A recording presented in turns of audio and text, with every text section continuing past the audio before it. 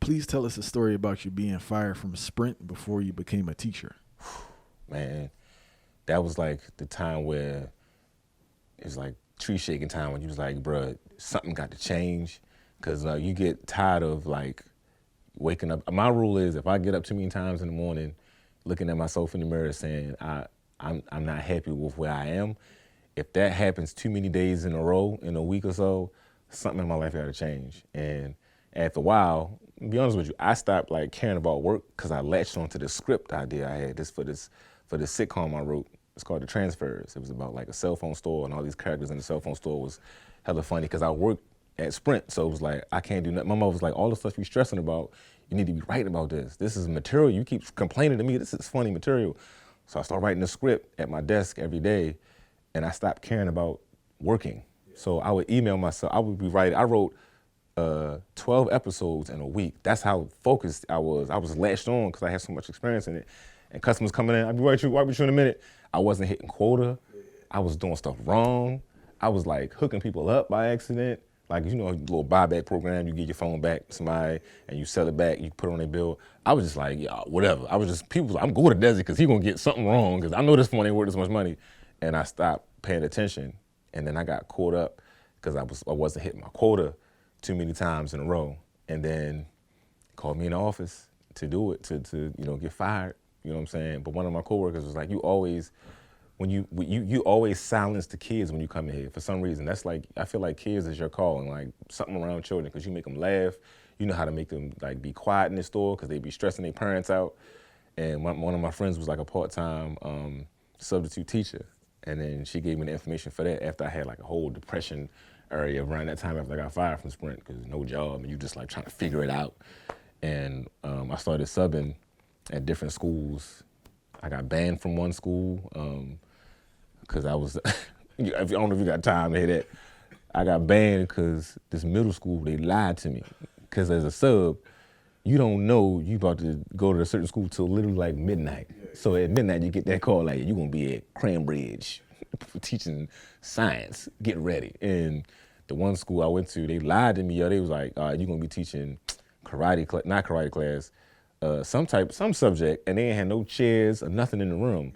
There's no desk, no nothing. There's just mats in the room. I think it was like some kind of yoga or some type of, I was like, what do y'all be doing here? And the kid was like, yeah, we be playing pin the mat. I said, what's pin the mat? It's like when we try to pin each other.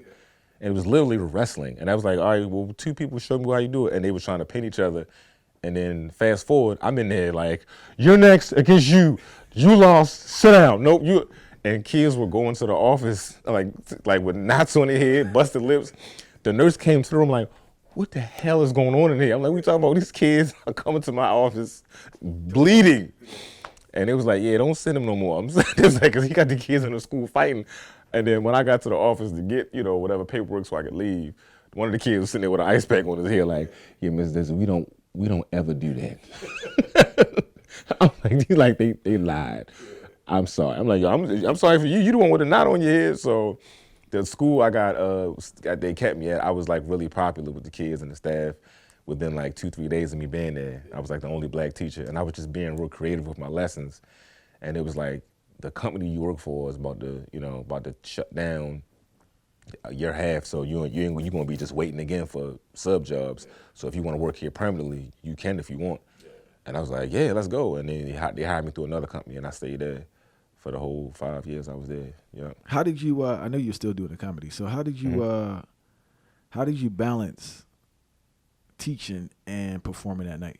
That was like Superman and Clark Kent. I had the kids call me Mr. Desi because I didn't want them like looking up my stuff. And I still did stand up, of course, every night, hitting the clubs and going back and forth to New York, little short trips, DC here and there, And teaching helped me as a comedian because keeping the attention of adults is easy. But being creative to keep the attention of children is like one of the hardest things you can do if you're not creative. You're just talking and they're just looking at you like, all right, this guy ain't talking about nothing. City kids, you know how city kids can be. And it's like, I had to like just talk about my lessons like it just happened to me in my life. As long as I involved it in something in my childhood that helped me, they would perch up and listen.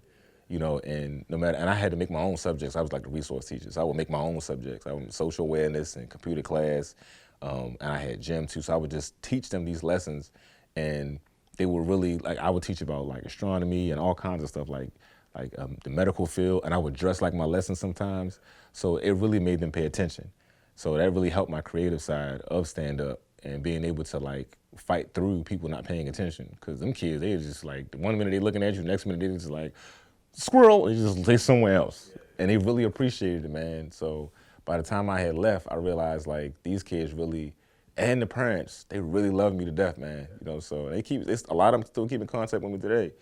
You know, and they really proud of me. A lot of them be like, damn, Miss Des, you really left. Man. You wasn't playing this shit, man. Like, you really fucking left. And the lady that was after me was just like, they was like, yo, she got some tough shoes to fill, man. Cause she just come in the room like this bitch just come in the room and just put ditto sheets on the table, man. She don't even do what you be doing, you know, like. And the last day I quit, I threw my hat. Normally when I come in the room, I would throw my hat on the little rack and I would get started.